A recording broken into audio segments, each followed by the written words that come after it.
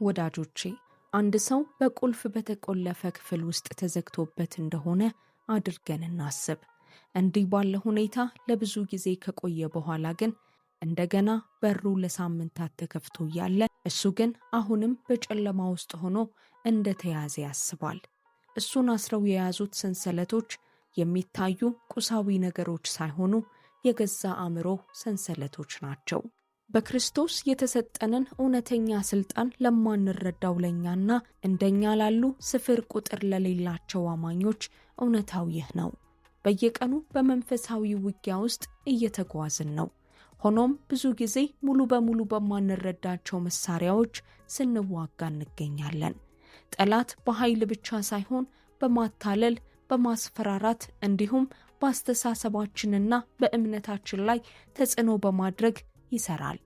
የሱ ትልቁ መሳሪያ በኢየሱስ በኩል ካለን ማንነት በተለየ ደካማ እንደሆንን አሳምኖ ማቆየት ነው። ብዙዎቻችን በሕይወታችን ሙሉ በፍርሃት፣ በውርደት፣ በኩነኔና በመጠራጠር ሰንሰለት ታስረን እንኖራለን። ምንጩ የማይታወቅ ጭንቀት እና እንደ ጥላ የሚከተለን የመንፈስ ጭንቀት ያጋጥመናል። ሱስ ሕይወታችንን ይቆጣጠራል። ግንኙነቶቻችን ይፈርሳሉ። የገንዘብ ሁኔታችን ይቃወሳል። ሰላማችንም ይጠፋል። ሆኖም እውነቱ ግን ኢየሱስ እኛን ሙሉ በሙሉ ነፃ ለማውጣት የመጨረሻውን ዋጋ ከፍሏል። መስቀሉ ለደህንነታችን የተደረገ እንደ ንግድ ልውውጥ ያለ ብቻ አልነበረም፣ በጨለማ ኃይላት ላይ የተገኘ ፍጹም የሆነ ድል እንጂ። ኢየሱስ ከመቃብር ሲነሳ የእሱ የሆነውን እኛን ማሸነፍ የሚችል ምንም አይነት የሰማይም ወይም የምድር ኃይል እንደሌለ አረጋግጧል። ነፃነታችን በደሙ ተገዝቷል። ስልጣናችንም ወደ አብ በወጣ ጊዜ ጸንቷል። ነገር ግን በመንፈሳዊ ውጊያ ውስጥ ድልን ለመቀናጀት መጀመሪያ ዕውቀትና ግንዛቤ ሊቀድም ይገባል። ያለንን ነገር ካላመንን ልንጠቀምበት አንችልም። የኛ መሆኑን ካላወቅን በነፃነት ውስጥ ልንመላለስ አንችልም። ብዙዎቻችን በባርነት የምንቆየው የጠላትን ዘዴዎች መለየት ስላልቻልንና የእግዚአብሔርን እውነት በሁኔታዎቻችን ላይ መናገር ስላልተማርን ነው። ዛሬ በክርስቶስ ያለንን መንፈሳዊ ስልጣን እንረዳለን። እንዲሁም በኢየሱስ ኃይለኛ ስም ስልጣን እያንዳንዱን ሰንሰለት እንዴት መስበር እንደምንችል እንማራለን። በተጨማሪም በኢየሱስ ስም አብረን ኃይለኛ ጸሎት እንጸልያለን። ስለዚህ እስከ መጨረሻው ተከታተሉና የዚህን ጸሎት በረከት ለመቀበል ልባችሁን ክፈቱ። አሁን መንፈሳዊ ውጊያንና የጠላትን መሳሪያዎች ለመለየት ይህንን ኃይለኛ እውነት እንመልከት። ወዳጆቼ፣ መንፈሳዊ ውጊያ ረቂቅ ቴዎሎጂ ወይም ሩቅ ቦታዎች ላይ ብቻ የሚከሰት ነገር አይደለም። አሁኑኑ በአእምሮአችን፣ በግንኙነታችን፣ በገንዘብ ሁኔታችንና በሁሉም የሕይወታችን ዘርፍ ውስጥ እየሆነ ያለ ነገር ነው። ጠላት ሰላማችንን ለመስረቅ፣ ደስታችንን ለመግደልና ዕጣፈንታችንን ለማጥፋት ዘወትር ይሰራል። ይህንን የሚያደርገው በፍርሃት፣ በማታለል፣ በውርደትና በኩነኔ ነው። መጽሐፍ ቅዱስ በሁለተኛ ቆሮንቶስ 10 ቁጥር 3 እስከ 5 ላይ እንዲህ ይለናል። በሰው ልማድ ምንም እንኳ የምንመላለስ ብንሆን እንደ ሰው ልማድ አንዋጋም። የጦር ዕቃችን ሥጋዊ አይደለምና ምሽግን ለመስበር ግን በእግዚአብሔር ፊት ብርቱ ነው። የሰውንም አሳብ በእግዚአብሔር ዕውቀት ላይ የሚነሳውን ከፍ ያለውን ነገር ሁሉ እናፈርሳለን፣ ለክርስቶስም ለመታዘዝ አእምሮን ሁሉ እንማርካለን ይላል። ይህ ጥቅስ የሚያሳየው ዋናው ውጊያችን በሥጋዊ መሳሪያዎች የሚደረግ አለመሆኑን ነው። ውጊያችን የሚሸነፈው በእውነት በጸሎትና በኢየሱስ ክርስቶስ ባለን ስልጣን ነው። የጠላት ዋነኛ ስልት በአእምሮአችን ውስጥ ምሽጎችን መገንባት ነው። ምሽግ ማለት ከእግዚአብሔር ቃል ጋር ቢቃረንም እንኳ እንደ እውነት እስኪሰማን ድረስ ደጋግሞ የሰረጸ የአስተሳሰብ ዘይቤ ነው። ለምሳሌ በወላጆቻችን ተገፍተን ሊሆን ይችላል። ያ መገፋት ደግሞ ለፍቅር ብቁ እንዳልሆንን የሚነግረን ምሽግ ይፈጥራል። አንድ ሰው ደግነት ባሳየን ቁጥር ያ ምሽግ በውስጣችን በእውነት አያስቡልንም፣ እንደ ሌሎቹ መጨረሻ ላይ ትተውን ይሄዳሉ እያለ ያንሾካሹካል። ይህ ውሸት በማንነታችን ውስጥ ከመዋሃዱ የተነሳ እግዚአብሔር ያለምንም ቅድመ ሁኔታ እንደሚወደን ለማመን እንቸገራለን። መጽሐፍ ቅዱስ በኤፌሶን 6 ከቁጥር 12 እስከ 13 ላይ እንዲህ ይናገረናል። መጋደላችን ከደምና ከሥጋ ጋር አይደለምና ከአለቆችና ከስልጣናት ጋር ከዚህም ከጨለማ ዓለም ገዦች ጋር በሰማያዊ ስፍራ ካለ ከክፋት መንፈሳዊያን ሰራዊት ጋር ነው እንጂ። ስለዚህ በክፉ ቀን ለመቃወም ሁሉንም ፈጽማችሁ ለመቆም እንድትችሉ የእግዚአብሔርን ዕቃ ጦር ሁሉ አንሱ ይላል። እውነተኛ ጠላታችን የሥራ አለቃችን፣ ጎረቤቶቻችን፣ የቤተሰብ አባላችን ወይም ሁኔታዎቻችን አይደሉም። እውነተኛ ጠላታችን እኛን ከእግዚአብሔር ለማራቅና ወደ ባርነት ለመውሰድ በእነዚህ ሁኔታዎች ውስጥ ሆኖ የሚሰራው መንፈሳዊ ኃይል ነው። ይህንን እውነት ስንረዳ ሰዎችን መውቀስ እንተዋለን እና የመከራችንን እውነተኛ ምንጭ መለየት እንጀምራለን። ይህ የአመለካከት ለውጥ ሙሉ በሙሉ ለውጥ ያመጣል። ሰዎችን ለመቆጣጠር ወይም ሁኔታዎችን ለመለወጥ ከመሞከር ይልቅ በሚሰሩት መንፈሳዊ ኃይላት ላይ መናገር እንጀምራለን። ጠላት በእኛ ላይ የሚጠቀማቸው የተወሰኑ መሳሪያዎች አሉ። እኛም እነሱን መለየት አለብን። አንዱና ትልቁ መሳሪያ ውንጀላ ወይንም ክስ ነው። ስለ ውድቀቶቻችን፣ ስለ ድክመቶቻችንና ብቁ ስላለመሆናችን ሁል ጊዜ የሚነግረን ድምፅ ነው። ያለፉትን ስህተቶቻችንንና በቁጣ ተናግረን ልናስቀራቸው የማንችላቸውን ቃላት ያስታውሰናል። ሌላው መሳሪያው ደግሞ ፍርሃት ነው። ይህም እግዚአብሔር እንድንራመድ የሚፈልጋቸውን እርምጃዎች እንዳንራመድ ሽባ አድርጎ ይይዘናል። ስንፈራ ወደ ኋላ እናፈገፍጋለን፣ እንጠራጠራለን እና እግዚአብሔር በፊታችን ያስቀመጣቸውን ዕድሎች እናጣለን። ጠላት ውርደትንም ይጠቀማል። ውርደት ከጥፋተኝነት ስሜት ይለያል። ይብሱንም በጣም አጥፊ ነው። የጥፋተኝነት ስሜት ስህተት እንደሰራን ይነግረናል። ውርደት ግን እኛ ራሳችን ስህተት እንደሆነን ይነግረናል። የጥፋተኝነት ስሜት ወደ ንስሐና ወደ መታደስ ሊመራ ይችላል። ውርደት ግን ወደ ጥልቅ ባርነትና ብቸኝነት ብቻ ይመራናል። ውርደት እንድንደበቅ፣ ራሳችንን እንድንሸፍንና እውነተኛ ማንነታችንን ከዓለም እንድንደብቅ ያደርገናል። በሁለተኛ ነገሥት 8 ላይ የሚገኘውን ስለ ንጉሥ ኢዮራም ታሪክ እንመልከት። ኢዮራም የይሁዳ ንጉሥ ሆነ። ነገር ግን ከእግዚአብሔር ራቀና በእግዚአብሔር ፊት ክፉ ነገር አደረገ። በአመፅ ምክንያት እግዚአብሔር ትልቅ መከራና ኪሳራ እንዲደርስበት ፈቀደ። ልጆቹ ተወሰዱ፣ ሚስቱ ሞተች፣ ጤንነቱ ጠፋና መንግስቱ ምስቅልቅሉ ወጣ። መጽሐፍ ቅዱስ በሁለተኛ ዜና 21 ቁጥር 14 እና 15 ላይ እንዲህ ይላል፣ እነሆ እግዚአብሔር ሕዝብህንና ልጆችህን ሚስቶችህንም ያለህንም ሁሉ በታላቅ መቅሰፍት ይቀስፋል። አንተም ከደዌው ጽናት የተነሳ አንጀትህ በየዕለቱ እስኪወጣ ድረስ በክፉ የአንጀት ደዌ ትመታለህ ተብሎ ተጽፏል። የኢዮራም ሕይወት የእግዚአብሔርን እውነት ስንጥልና የጠላትን ውሸት ስንቀበል ምን እንደሚከሰት ሕያው ምሳሌ ነው። እሱ ሁሉንም ነገር ባሳጣው የትዕቢትና የአመፅ ምሽግ ውስጥ ተይዞ ነበር። ነገር ግን እንደ ኢዮራም ሳይሆን እኛ አሁኑኑ ንስሐ የመግባትና የመታደስ ዕድል አለን። ሕይወታችን ሙሉ በሙሉ እስኪፈርስ ድረስ የታሰሩብንን ሰንሰለቶች ለመለየት መጠበቅ የለብንም። ዛሬ ምሽጎቹን መለየትና በኢየሱስ ስም መስበር እንችላለን። መጽሐፍ ቅዱስ በአንደኛ ጴጥሮስ 5 ቁጥር 8 እና 9 ላይ እንዲህ ይላል፣ በመጠን ኑሩ፣ ንቁም፣ ባላጋራችሁ ዲያብሎስ የሚውጠውን ፈልጎ እንደሚያገሳ አንበሳ ይዞራልና በዓለም ያሉት ወንድሞቻችሁ ያን መከራ በሙሉ እንዲቀበሉ አውቃችሁ በእምነት ጸንታችሁ ተቃወሙት ይላል። ጠላት እውነት ነው አለ። በእኛ ላይም በንቃት እየሰራ ነው። ነገር ግን እኛ አቅመ ቢሶች አይደለንም። ኃይል የሌለን አይደለንም። ደግሞም በዚህ ውጊያ ውስጥ ብቻችንን አይደለንም። እያንዳንዱ አማኝ እነዚህ ጥቃቶች ይገጥሙታል። እናም እያንዳንዱ አማኝ ኢየሱስን ከሙታን ባስነሳው በዚያው ኃይል መጠቀም ይችላል።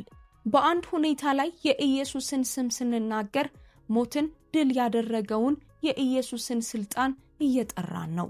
የመጽሐፍ ቅዱስን እውነት ስናውጅ መቼም የማይከሽፍ መሳሪያ እየተጠቀምን ነው። ጠላት በእግዚአብሔር ቃል ፊት መቆም አይችልም። የኢየሱስን ስም መቋቋም አይችልም። እናም በክርስቶስ ያለውን ስልጣን በሚገባ የሚረዳውን አማኝ ማሸነፍ አይችልም። የኢየሱስን ስም በእምነትና በድፍረት ስንናገር ጠላት ለስልጣናችን ምላሽ መስጠት አለበት። እኛ በራሳችን ስም ሳይሆን በነገስታት ንጉስ በሆነው በኢየሱስ ስም ስልጣን እንናገራለን። ዛሬ እያንዳንዱን ሐሳብ መማረክና በእግዚአብሔር ቃል መሸፈን መጀመር አለብን። አንድ ሐሳብ ብቁ እንዳልሆንን የሚነግረን ከሆነ ያ የጠላት ሹክሹክታ ነው። ያንን ሐሳብ እግዚአብሔር እኛ የተመረጥን የተዋጀንና በእርሱ ዘንድ የከበርን መሆናችንን በሚናገረው እውነት እንገዳደረው። አንድ ሐሳብ ሁኔታችን ተስፋ ቢስ እንደሆነ የሚነግረን ከሆነ ያ ከገሃነም የመነጨ ውሸት ነው። እግዚአብሔር በተስፋ ቢስ ሁኔታዎቻችን ላይ ኤልሻዳይ እንደሆነና ለእርሱ የማይቻል ነገር እንደሌለ በሚገልጽ እውነት እንተካው። አንድ ሐሳብ እግዚአብሔር ስለኛ እንደማያስብ የሚነግረን ከሆነ ወዲያውኑ በኢየሱስ ስም እንቃወም። እግዚአብሔር ስለ ሕይወታችን እያንዳንዱ ዝርዝር ነገር በሚገባ እንደሚያውቅና በዘላለም ፍቅር እንደሚወደን እውነቱን እንናገር። አእምሮአችን የጦር ሜዳ ነው። እኛ ደግሞ በውስጡ ምን እንዲቆይ እንደምንፈቅድ የመቆጣጠር ኃይል አለን። ይህ ኃይል የሚመጣው በክርስቶስ ካለን ስልጣንና ሐሳባችንን ከእግዚአብሔር እውነት ጋር ለማስማማት ከምንወስነው ውሳኔ ነው። አሁን ደግሞ እኛ አማኞች በክርስቶስ አማካኝነት ሰንሰለቶችን የመስበር ስልጣን እንዳለን እንመልከት። ወዳጆቼ፣ አብዛኞቻችን ምን ያህል ኃይልና ስልጣን እንደተሰጠን ምንም አይነት ግንዛቤ የለንም። እኛ በሰማያዊ ስፍራ ከኢየሱስ ጋር በእግዚአብሔር አብ ቀኝ ተቀምጠናል። ይህ መንፈሳዊ ዘይቤያዊ አነጋገር ብቻ አይደለም። ይህ በኢየሱስ ክርስቶስ ማንነታችን ያለ ተጨባጭ እውነታ ነው። መጽሐፍ ቅዱስ በኤፌሶን 2 ከቁጥር 4 እስከ 6 ላይ እንዲህ ይላል፣ ነገር ግን እግዚአብሔር በምሕረቱ ባለጠጋ ስለሆነ ከወደደን ከትልቅ ፍቅሩ የተነሳ በበደላችን ሙታን እንኳ በሆነን ጊዜ ከክርስቶስ ጋር ሕይወት ሰጠን። በጸጋ ድናችኋልና በሚመጡ ዘመናትም በክርስቶስ ኢየሱስ ለእኛ ባለው ቸርነት ከሁሉ የሚበልጠውን የጸጋውን ባለጠግነት ያሳይ ዘንድ ከእርሱ ጋር አስነሳን፣ በክርስቶስ ኢየሱስም በሰማያዊ ስፍራ ከእርሱ ጋር አስቀመጠን ይላል።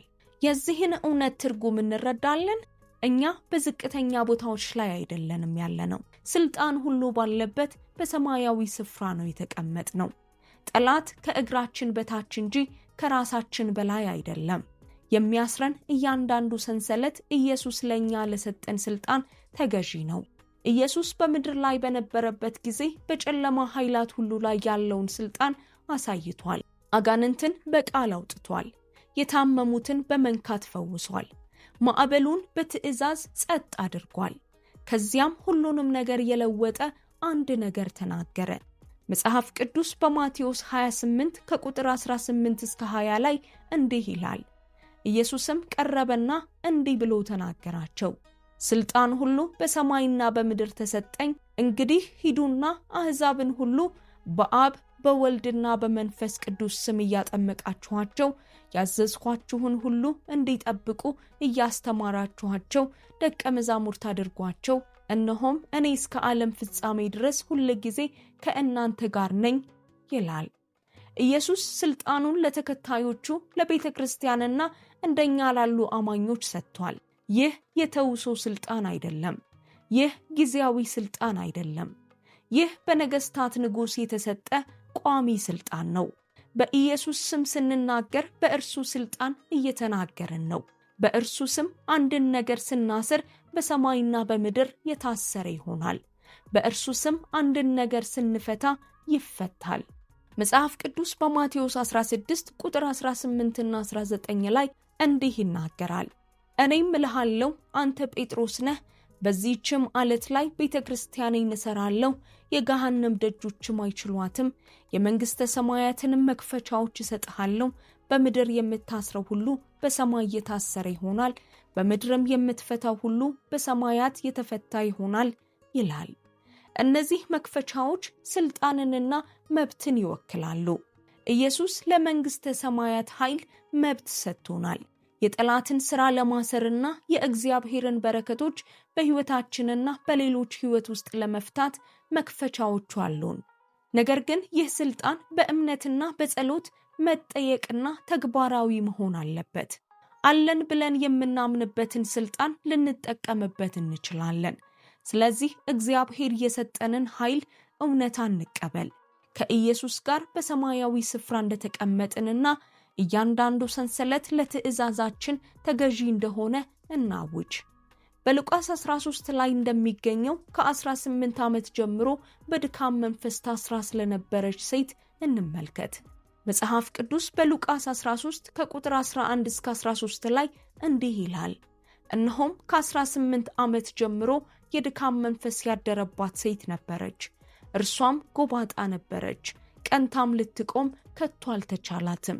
ኢየሱስም ባያት ጊዜ ጠራትና አንቺ ሴት ከድካምሽ ተፈተሻል አላት። እጁንም ጫነባት። ያን ጊዜ ቀጥ አለች፣ እግዚአብሔርንም አመሰገነች ይላል። ይህች ሴት ከ18 ዓመት ጀምሮ ጎባጣ ሆና ቀጥ ብላ መቆም ወይም በላይ ያለውን ሰማይ ማየት ሳትችል ኖራለች። አካላዊ ሁኔታዋ ለዓመታት የያዛትን መንፈሳዊ ስራት ያንጸባርቅ ነበር። ነገር ግን ከኢየሱስ ሥልጣን ጋር የተደረገ አንድ ግንኙነት ሁሉንም ነገር በአንድ ቅጽበት ለወጠው። ኢየሱስ መፈወስ ትፈልግ እንደሆነ አልጠየቃትም። በቀላሉ ባለው ሥልጣን ተናገረ እና ነፃ መሆኗን አወጀ። ሴቲቱም ወዲያውኑ ከድካሟ ተፈታች። ይህ አሁን የእኛ የሆነው ከክርስቶስ በኩል ያገኘነው ሥልጣን ነው። በገዛ ሕይወታችንና በሌሎች ሕይወት ላይ ነፃነትን የመናገር ሥልጣን አለን። የሱስን ሰንሰለቶች፣ የፍርሃትን ሰንሰለቶች፣ የበሽታን ሰንሰለቶች፣ የውርደትን ሰንሰለቶችና ማንኛውንም አይነት ሰንሰለቶች የመስበር ኃይል አለን። ነገር ግን መጀመሪያ ይህ ሥልጣን እንዳለን ማመን አለብን። ኢየሱስ ሥልጣን ስለመስጠቱ የተናገረው ዝም ብሎ የቃላት አገላለጽ እንዳልሆነ መቀበል አለብን። ይህ ከነገሥታት ንጉሥ ወደ ልጆቹ የተደረገ ትክክለኛ የኃይል ሽግግር ነው። ብዙዎቻችን እግዚአብሔርን ልክ እምቢ ሊለን እንደሚችል አድርገን ለመለመን እንጸልያለን። ጸሎትን የምናቀርበው እግዚአብሔር በትክክል እንደሚሰማን ወይም ለመርዳት እንደሚመርጥ ባለማወቅ በመጠራጠር ነው። ነገር ግን ጸሎት መለመን ብቻ አይደለም። ጸሎት ከእግዚአብሔር ፈቃድ ጋር መስማማትና እሱ አስቀድሞ የፈጸመውን ማወጅ ነው። መጽሐፍ ቅዱስ በአንደኛ ዮሐንስ 5 ቁጥር 14 እና 15 ላይ እንዲህ ይላል፣ በእርሱ ዘንድ ያለን ድፍረት ይህ ነው፣ እንደ ፈቃዱ አንዳች ብንለምን ይሰማናል። የምንለምነውንም ሁሉ እንዲሰማልን ብናውቅ ከእርሱ የለመነውን ልመና እንደተቀበልን እናውቃለን ይላል። ይህ ጥቅስ ስለ ጸሎትና ከእግዚአብሔር ጋር ስላለን ግንኙነት ያለንን ግንዛቤ ይለውጣል። እግዚአብሔር ገና እኛ ሳንናገር ጸሎታችንን መልሷል። ለምን? ምክንያቱም የእርሱ ፈቃድ እኛ ነፃ እንድንሆን፣ ሙሉ እንድንሆንና በሙሉ ድል እንድንመላለስ ነው። ይህ ተስፋ ወይም ምክር አይደለም። ይህ እግዚአብሔር ለሕይወታችን ያለው ግልጽ ፈቃድ ነው።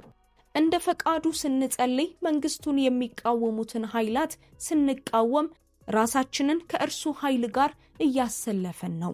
እኛ አዲስ ነገር እየፈጠርን አይደለም፣ አስቀድሞ ያለውን ነገር እያነቃቃን ነው እንጂ። በኢየሱስ ስም ሰንሰለቱ ተሰብሯል ብለን ስናውጅ በእርሱ ሥልጣን ስለምንናገር ሰንሰለቱ ይሰበራል።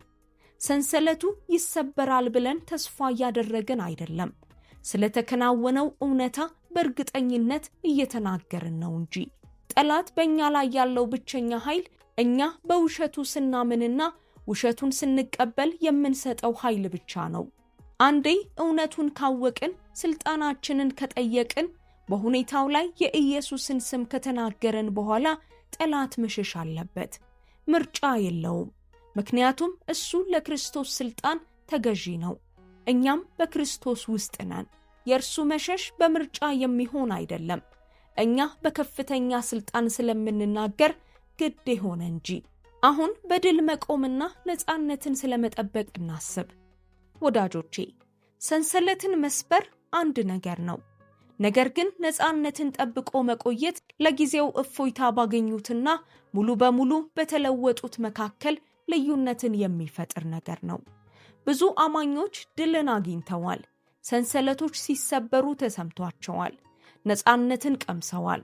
ነገር ግን ወደ ቀድሞው ያስተሳሰብ ዘይቤ፣ ልምዶችና ግንኙነቶች ይመለሳሉ። ከዚያም ሰንሰለቶቹ ከበፊት በበለጠ ጠንክረው ይመለሳሉ። ይህ የሚሆነው ነፃነታችንን እንዴት እንደምንጠብቅ ስላልተረዳን ነው። የድል ጊዜን አግኝተናል። ነገር ግን ነፃነታችንን ለረጅም ጊዜ ሊያቆይ የሚችል መሰረት አልገነባንም። መጽሐፍ ቅዱስ በዮሐንስ ወንጌል 8 ቁጥር 31 እና 32 ላይ እንዲህ ይላል። ኢየሱስም ያመኑትን አይሁድ እንዲህ አላቸው፣ እናንተ በቃሌ ብትኖሩ በእውነት ደቀ መዛሙርቴ ናችሁ፣ እውነትንም ታውቃላችሁ፣ እውነትም አርነት ያወጣችኋል ይላል። ኢየሱስ እውነት አርነት ወይንም ነፃ እንደሚያወጣን መናገሩን ልብ በሉ። ነገር ግን በቃሉ ውስጥ መኖርና መጽናት እንዳለብን አጽንኦት ሰጥቷል። መኖር ማለት አልፎ አልፎ መጎብኘት ሳይሆን ሁል ጊዜ በእውነት ውስጥ መቆየት፣ መኖርና መጽናት ማለት ነው። ነፃነት የአንድ አፍታ ድል ብቻ አይደለም፣ የመኖር መንገድ ነው እንጂ። እውነቱን ለማመን፣ እውነቱን ለመናገርና ተግባራችንን ከእውነት ጋር ለማስማማት በየቀኑ የምናደርገው ምርጫ ነው። በእውነቱ ውስጥ በመጽናት ዘወትር የእግዚአብሔርን ቃል በሕይወታችን ላይ በመናገርና የጠላትን ውሸት በማንኛውም መልኩ ለመቀበል እምቢ በማለት ነፃነታችንን እንጠብቃለን። ነፃነታችን በቋሚ መንፈሳዊ ልምምድ መከለልና መጠበቅ አለበት። ጠላት በክስ ሲመጣ ከእርሱ ጋር አንከራከር። በቀላሉ የእግዚአብሔርን ቃል እንናገር። ውድቀት እንደሆነብን ሲነገረን የተዋጀንና የተሰረየልን መሆናችንን እናስታውሰው። ሁኔታችን ተስፋ ቢስ እንደሆነ ሲነግረን እግዚአብሔር ሁሉን ነገር ለበጎ እንደሚሰራ እናውጅ። ውሸትን በእውነት የመቃወም ይህ የዕለት ተዕለት ልምምድ በነፃነታችን ዙሪያ ጠላት ሊሰብረው የማይችል ምሽግ ይገነባል። መጽሐፍ ቅዱስ በፊልጵስዩስ 4 ከቁጥር 7 እስከ 9 ላይ እንዲህ ይናገራል። አእምሮንም ሁሉ የሚያልፍ የእግዚአብሔር ሰላም ልባችሁንና ሐሳባችሁን በክርስቶስ ኢየሱስ ይጠብቃል። በቀረውስ ወንድሞች ሆይ እውነተኛ የሆነውን ነገር ሁሉ፣ ጭምትነት ያለበትን ነገር ሁሉ፣ ጽድቅ የሆነውን ነገር ሁሉ፣ ንጹሕ የሆነውን ነገር ሁሉ፣ ፍቅር ያለበትን ነገር ሁሉ፣ መልካም ወሬ ያለበትን ነገር ሁሉ፣ በጎነት ቢሆን ምስጋናም ቢሆን እነዚህን አስቡ። ከኔ የተማራችሁትንና የተቀበላችሁትን የሰማችሁትንም ያያችሁትንም እነዚህን አድርጉ፣ የሰላምም አምላክ ከናንተ ጋር ይሆናል ይላል። አእምሮአችን በእግዚአብሔር እውነት መጠበቅ አለበት። ወደኛ የሚመጣውን እያንዳንዱን ሐሳብ ለማስተናገድ አቅም የለንም። እያንዳንዱ ሐሳብ መመርመር፣ መፈተሽና ከእግዚአብሔር እውነት ጋር የሚስማማ ከሆነ ብቻ መያዝ ወይም ካልሆነ መጣል አለበት። ስሜታችን እውነታችንን እንዲወስን መፍቀድ የለብንም። ስሜቶች እውነተኛ ናቸው እና ዋጋ አላቸው፣ ነገር ግን ከእውነት ጋር አንድ አይደሉም። የኛ እውነታ የሚወሰነው በእግዚአብሔር ቃል ነው። ድላችንም የሚወሰነው በዚያ ቃል ላይ ባለን እምነት ነው። ስሜታችን እግዚአብሔር ከሚናገረው የተለየ ነገር ሲነግረን እግዚአብሔርን ማመን መምረጥ አለብን። በኢየሩሳሌም ቤተ መቅደሱን ለመስራት የአይሁድን ሕዝብ ስለመራው ስለ ዘሩባቤል እንመልከት። የይሁዳ ጠላቶች መጥተው ስራውን ተቃወሙ፣ እንቅፋቶችን ፈጠሩና ፍርሃትን ዘሩ። መጽሐፍ ቅዱስ በሐጌ 2 ቁጥር 3 እስከ 5 ላይ እንዲህ ይላል። በቀድሞ ክብሩ ሳለ ይህን ቤት ያየ በእናንተ መካከል የቀረ ማን ነው? ወይስ እንዴት ሆኖ አያችሁት? በዓይናችሁ እንደምናምን አይደለምን? አሁን ግን ዘሩባቤል ሆይ በርታ ይላል እግዚአብሔር። ታላቁም ካህን የኢዮሴዴቅ ልጅ ኢያሱ ሆይ በርታ፣ እናንተም የሀገሩ ሕዝብ ሆይ በርቱና ስሩ ይላል እግዚአብሔር።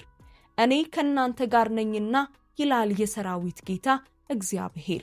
መንፈሴም በመካከላችሁ ይኖራልና አትፍሩ ተብሎ ተጽፏል። ተቃውሞው እውነተኛና ጠላቶቹ ኃይለኛ ቢሆኑም እንኳ እግዚአብሔር የእርሱ መኖር ከማንኛውም ተቃውሞ የበለጠ ኃይለኛ እንደሆነ ለዘሩባቤል አረጋግጦለታል። ዘሩባቤል የገጠመው ተቃውሞ ቢኖርም እግዚአብሔር በጠራው ሥራ ላይ ትኩረቱን አደረገ። የፍርሃትንና የጥርጣሬን ድምፅ አልሰማም፣ የእግዚአብሔርን ድምፅ ሰማ እንጂ። በዚህም ምክንያት ቤተ መቅደሱ ተሰራና የሕዝቡ ነፃነት ተመለሰ። ከጠላት የሚመጣ ተቃውሞ ባለበት ሁኔታ ነፃነታችንን የምንጠብቀው በዚህ መንገድ ነው። ወደፊት መጓዛችንን እንቀጥል። እውነቱን ማወጃችንን እንቀጥል። ማንኛውም ተቃውሞ ቢገጥመን የኢየሱስን ስም መጥራታችንን እንቀጥል። ነፃነታችን በቀላሉ የሚሰበር አይደለም፣ በሁኔታዎቻችን ላይ የተመሰረተ አይደለም። እናም በጠላት ማስፈራራት አደጋ ላይ አይወድቅም። ነፃነታችን በኢየሱስ ክርስቶስ በማይለወጠው ስልጣንና ኃይል ላይ የተመሰረተ ነው። ጠላት ሊያገሳና ሊያስፈራራ ይችላል። ነገር ግን በእምነታቸውና በስልጣናቸው ጸንተው በሚቆሙት ላይ ምንም ኃይል የለውም። መጽሐፍ ቅዱስ በሮሜ 8 ቁጥር 1 እና 2 ላይ እንዲህ ይለናል፣ እንግዲህ በክርስቶስ ኢየሱስ ላሉት አሁን ኩነኔ የለባቸውም። በክርስቶስ ኢየሱስ ያለው የሕይወት መንፈስ ሕግ ከኃጢአትና ከሞት ሕግ አርነት አውጥቶኛልና ከሥጋ የተነሳ ስለደከመ ለሕግ ያልተቻለውን እግዚአብሔር የገዛ ልጁን በኃጢአተኛ ሥጋ ምሳሌ በኃጢአትም ምክንያት ልኮ አድርጓልና እንደ መንፈስ ፈቃድ እንጂ እንደ ሥጋ ፈቃድ በማንመላለስ በእኛ የሕግ ትእዛዝ ይፈጸም ዘንድ ኃጢአትን በሥጋ ኮነነ ይላል። እኛ ከኩነኔ ነፃ ነን፣ ከኃጢአት ነፃ ነን፣ ከሞትም ነፃ ነን። እኛ በክርስቶስ ስለሆንን የኃጢአትና የሞት ሕግ በእኛ ላይ ምንም መብት የለውም። እነዚህ የወደፊት ተስፋዎች አይደሉም፣ አሁናዊ እውነታዎች ናቸው እንጂ። ኢየሱስ አስቀድሞ ድሉን ስለተቀዳጀ እኛ አሁኑኑ በድል ላይ ቆመናል። ድል እኛ የምንለፋለት ነገር ሳይሆን እኛ የምንቆምበት ነገር ነው። የኛ ድርሻ ማመን፣ ማወጅና በዚያ ድል ውስጥ መኖር ነው። ይህ ማለት ነፃ ሰው እንደመሆናችን መጠን ሁኔታዎች እስኪለወጡ ድረስ አንጠብቅም ማለት ነው። ሁኔታዎች ገና እየተለወጡ ባሉበት ጊዜም እንኳ አሁኑኑ እንደ ነፃ ሰው እንንቀሳቀሳለን። ይህ ማለት እውነቱን ከመናገራችን በፊት ስሜታችን እስኪስተካከል ድረስ አንጠብቅም ማለት ነው። ስሜታችን ምንም ይሁን ምን እውነቱን እንናገራለን። ምክንያቱም እውነት በስሜት ላይ የተመሰረተ አይደለም። ይህ ማለት ነፃነታችንን ከመናገራችን በፊት ጠላት እጅ እስኪሰጥ ድረስ አንጠብቅም ማለት ነው። ነፃነታችን መላ ማንነታችን የተመሰረተበት እውነታ እስኪሆን ድረስ ዘወትር እናውጃለን፣ በድል እንቆማለን። ምክንያቱም ኢየሱስ ድሉን አስቀድሞ ፈጽሞታል። ተግዳሮቶች ሲገጥሙን አስቀድሞ ድል እንደነሳ ሰው ሆነን እንጋፈጣለን። ተቃውሞ ሲገጥመን ድሉ የተረጋገጠለት ሰው ሆነን እንጋፈጣለን። የጠላትን ጥቃቶች ስንጋፈጥ እሱ አስቀድሞ የተሸነፈ መሆኑን አውቀን እንጋፈጣለን። ይህ ስለ አኗኗራችንና ለሚመጣብን ነገር የምንሰጠው ምላሽ ሁሉንም ነገር ይለውጣል። በራስ መተማመናችን ከእንግዲህ በራሳችን ችሎታ ላይ ሳይሆን በክርስቶስ ስልጣን ላይ የተመሰረተ ነው። በስልጣን መናገር እንችላለን፣ ምክንያቱም ስልጣናችን የተረጋገጠ ነው። በድፍረት መንቀሳቀስ እንችላለን፣ ምክንያቱም ድላችን እርግጠኛ ነው። ለራሳችንና ለሌሎች ነፃነትን ማወጅ እንችላለን፣ ምክንያቱም ያ ነፃነት በኢየሱስ ደም አስቀድሞ ተገዝቷልና ዝግጁ ሆኗል። ይህ አሁን በዚህ ሰዓት ለኛ የተዘጋጀው ኃይል ነው። ወዳጆቼ፣ እኛን ይዘው የነበሩ ሰንሰለቶች በኢየሱስ ኃይለኛ ስም ተሰብረዋል። ነፃነታችን የምናተርፈው ወይም የምናሳካው ነገር አይደለም፣ ዛሬ የምንጠይቀውና የምናውጀው ነገር ነው እንጂ። አሁን በዚህ ድምፄን ለምትሰሙ ሁሉ በጸሎት ወደ ጌታ ፊት እንቅረብ። የዚህን ጸሎት በረከቶች እንድታገኙ ይህን ጸሎት ከኔ ጋር እንድንጸልይ ወይም የእያንዳንዳችሁ ጸሎት እንደሆነ እያሰባችሁ በእምነት እንድታዳምጡ ፈልጋለሁ። ወደ ቸርና አፍቃሪ አምላካችን እንጸልይ። የሰማይ አባት፣ ሁሉን የምትችል አምላክ፣ ቅዱስ እግዚአብሔር ሆይ በትህትናና በተዋረደ መንፈስ ሆነን በፊትህ እንቀርባለን። አንተ የኃይል ሁሉ አምላክ ነህ። ከጨለማና ከክፋት ሁሉ በላይ የነገስክ ሁሉን የምትችል ባለስልጣን የበላይ ጌታ ነህ። ቅዱስ ጻድቅና በሰማይና በምድር ባሉ ኃይላት ሁሉ ላይ ፍጹም የበላይ ስለሆንክ እናመሰግንሃለን። ኃይል ሁሉ የተሰበረበትንና ስልጣን ሁሉ የተረገጠበትን ስለ ኢየሱስ ክርስቶስ መስቀል እናመሰግንሃለን። ምንም ነገር በእርሱ የሆነውን እኛን ሊያሸንፍ እንደማይችል ስለሚያረጋግጠው ስለ ኢየሱስ ትንሣኤ እናመሰግንሃለን። የሰማይ አባት ቅዱስ እግዚአብሔር ሆይ ይህንን ጸሎት የሚሰማውን እያንዳንዱን ሰው ይዤ በፊትህ ቀርባለሁ።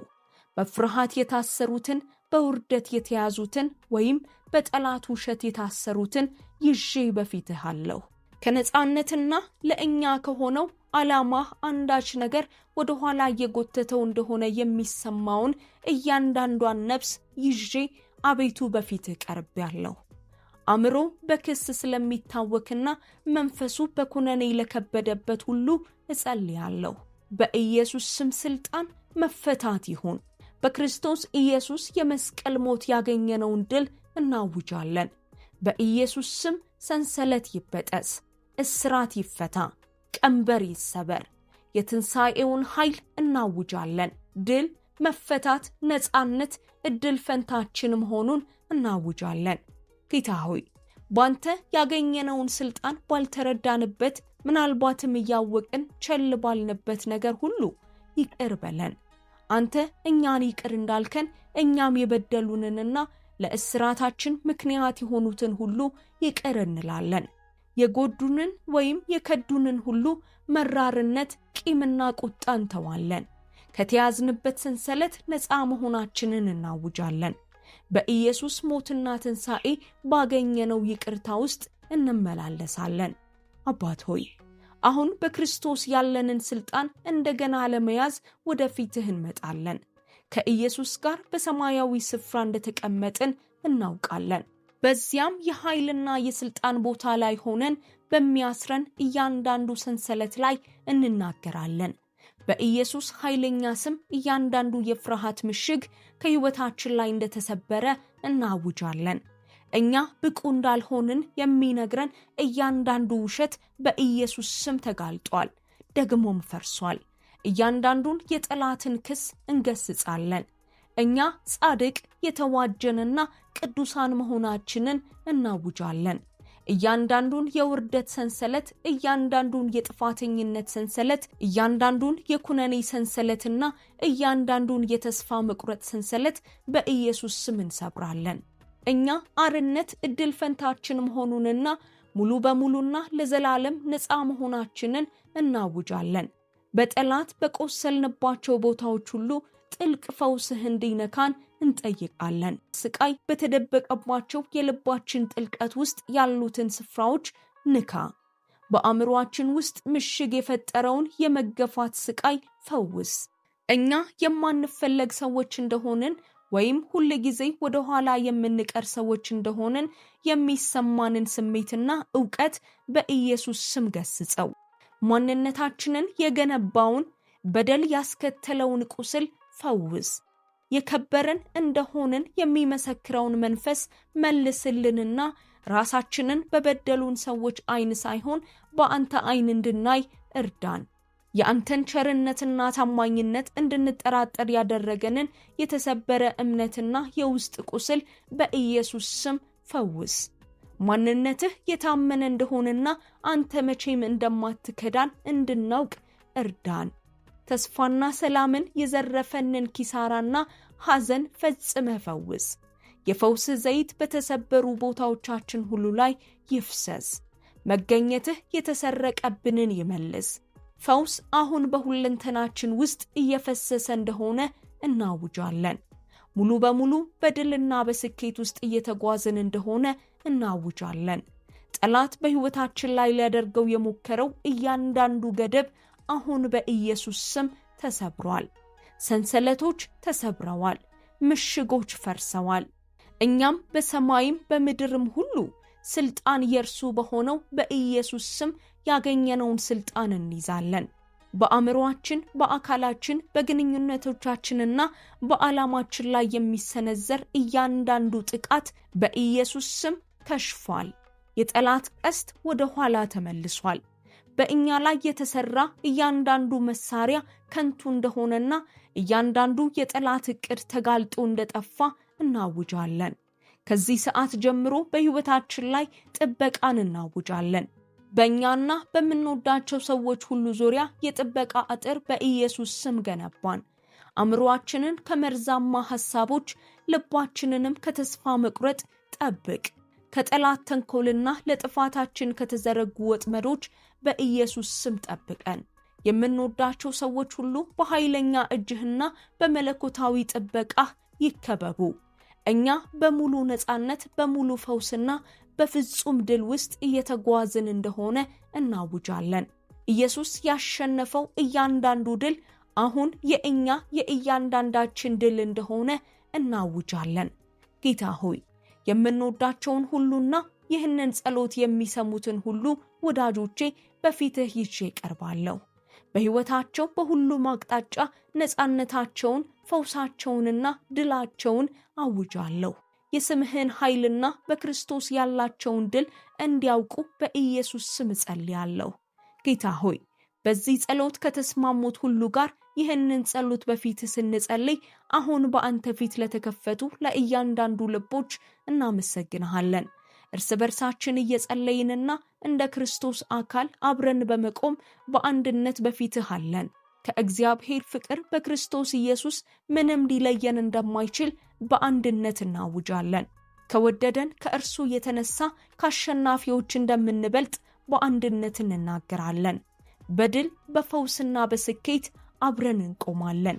ስለሰማህን፣ ስለመለስክልን፣ አሁንም ስልጣናት ሁሉ ከእግርህ በታች በሚንበረከክልህ በአንተ ስላገኘነው ስልጣን እባቡን ዘንዶውን ከእግራችን በታች ስለጣልክልን እናመሰግንሃለን። በስምህ ስልጣን ስለምንቀጠቅጠው እናመሰግንሃለን። መንግስት ያንተ ናትና ኃይልና ክብር ከዘላለም እስከ ዘላለም ላንተ ብቻ ይሁን። በኢየሱስ ክርስቶስ ድንቅ ስም እንጸልያለን። አሜን። የዚህ ጸሎት በረከቶች ሁሉ አሁን በእናንተ ላይ እንደሆኑ በኢየሱስ ስም አውጃለሁ። በዚህ ጸሎት ከተባረካችሁ አሜን የሚለውን ቃል ከታች ባለው የአስተያየት መጻፊያ ቦታ ላይ ይጻፉ። ሌሎች ሐሳብ አስተያየቶችም ካሏችሁ እንዲሁ አካፍሉን። ለብዙ ሰዎች እንድንደርስና ወንጌልን ለማሰራጨት ልትረዱን ትችላላችሁ። ቪዲዮውን ከጓደኞቻችሁ ወይም ከቤተሰቦቻችሁ ጋር በማጋራት እና እናንተም ላይክ የሚለውን ቁልፍ በመጫን ይህን ማድረግ ትችላላችሁ። ለተጨማሪ ቪዲዮዎች ቻናላችንን ሰብስክራይብ ማድረጋችሁን አይርሱ። ቤተሰባችንንም ይቀላቀሉ።